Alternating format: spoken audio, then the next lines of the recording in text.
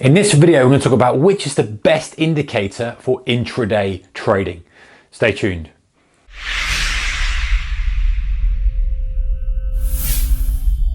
Hey traders, a very warm welcome to you. Okay, so what is the best indicator for day trading? Let me get my red pen for you. Is it moving average? Is it stochastic? And by the way, this is my opinion on it, and it's just, I'm going to pick one indicator, gun to my head. I can't use anything else. What would I use? And you know what? I knew straight away what it's going to be. It's not moving average, it's not stochastic, it's not CCI, it's not an RSI. It is a VWAP. Although some people pronounce it VWAP, but whatever, we all know what it is. It's volume weighted average price.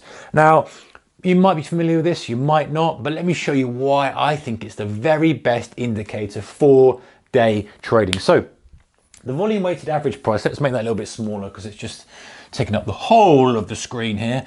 The volume weighted average price is exactly as it says it is. It's like a moving average, but it's based on the volume traded. So moving average is purely based on price. So you've got like 10, 11, 12, 11, 10, 12, 15, whatever the price may be, takes an average of those over the period, done, there's your level. It doesn't account for the amount of volume done at that level. So volume weighted average price takes in an extra layer and says, you know what, if price is doing a lot of volume at that level, we need to give it more weighting. So if someone comes in and does, 1,000 shares, 1,000 shares, 1,000 shares at a price level, 1,000 shares, and all of a sudden 100,000 shares that are done at a price level, that will have far more weighting. But anyway, that's how it's calculated. Let's not go into too much detail about that. Why is it the best indicator for day trading? So if we have a scenario where there's two ways we can do it, and let's look at the first way. Two ways that I use VWAP. There are more, and if you've got more, comment section below. But these are the two ways that I use it, and it's very, very good for this. So let's say you've got a price trending up like this. Okay, it's trending, and then it's starting to pull back. And not a best trend, but you get the idea. Now your VWAP is going to be kind of sloping up slowly, catching up with price, depending on obviously how much volume is done. But that's generally what happens on a trend day. You'll get a trending VWAP to the upside. Same to the downside.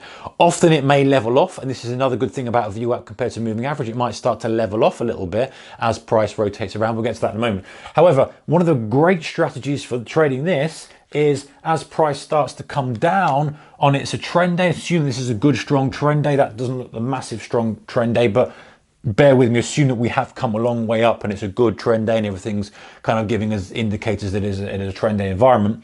Comes down, often the very first test of that volume weighted average price, you will get a bounce off. Sometimes you get a little probe through, but very, very often it acts as a support in an uptrend, resistance in a downtrend. Very, very often. And the reason is because many traders, many institutional traders, many algos are programmed or are looking for institutional physical trader. You're looking at it. If you're an algo, you're programmed to look at it. The VWAP is considered kind of the benchmark of the day. And if you give a broker an order and say, hey, give me 200,000 shares in this and I want the VWAP, they will split the order up. And go and check out a previous video I've done about algos, VWAP algos. They'll split the order up. So if you're in a trend day environment, as soon as you get close to the VWAP, the algos will get more aggressive because it is considered as value in inverted commas. Same as institutional traders. They'll see the VWAP area and they'll think, you know what, if I can get VWAP there, assume we don't have a full reversal on the day, which is unlikely, I'm going to be okay. I'm going to look as if I've got an okay-ish price because the VWAP's probably going to stay reasonably close now towards the end of the day. It's going to kind of be in this area, one of these areas, and my fill will be there, so I'm not going to look too bad. It would look better if I got it here, but I didn't know what was going on the day. So a lot of people are watching that VWAP. So the first touch of the VWAP after a trend day up or a trend day down, very, very good strategy, and a strategy I've made some good trades off, some very good trades off. Okay, the next one, and this is why it's such a powerful little tool, VWAP, is we have, again, our chart, we have price kind of moved up, it's moved down, it's moved up, it's moved down. Okay, now it looks a little bit too like a very, very simple sine wave, but in reality, the VWAP will kind of look like this. It will start to flatten off. Okay, and that's the sort of thing it'll look like. Bear with me for the drawing, but that's kind of what it will look like. And what you can do is you can mark down the distance between the high and the VWAP. So this area here, let's say this is 75 pips or 75 points or whatever you're trading.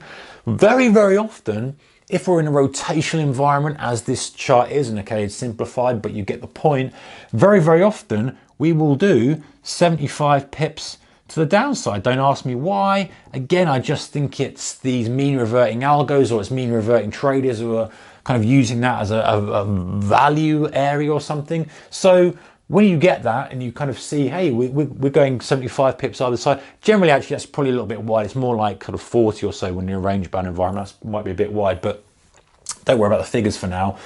You can extrapolate that and say, okay, well actually my next time we come up, so between, if we were using this 75 figure, so between kind of 60 and 85 or whatever, or 60 and 90, I'm going to look to kind of go short, or look for a reversal, or maybe then I use that as a filter to say, well, let me see if I can find a little double top in there. Let me see if I can use some other tool.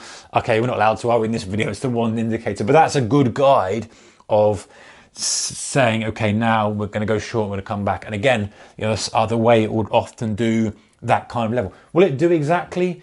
You actually be surprised how many times it does do exactly, but obviously most of the time it's going to be within that range. But the point is, this order of magnitude is often very, very similar on range bound days. And even, okay, this is a flat range, but even if you've got a kind of uptrending range or a downtrending range, often you're still going to get that excursion away from the VWAP, comes back, and the symmetry is uncanny sometimes. So VWAP would be my best indicator for day trading.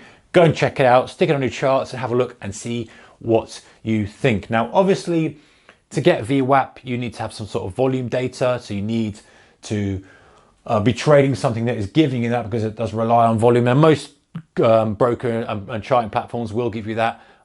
If you haven't got it, then normally you can kind of have an indicator coded up and you can look at it, or you can go to one of the free platforms and look at it just to see if it's something that you can bolt into your current trading strategy. All right, guys, good trading. See you in the next one. Bye-bye.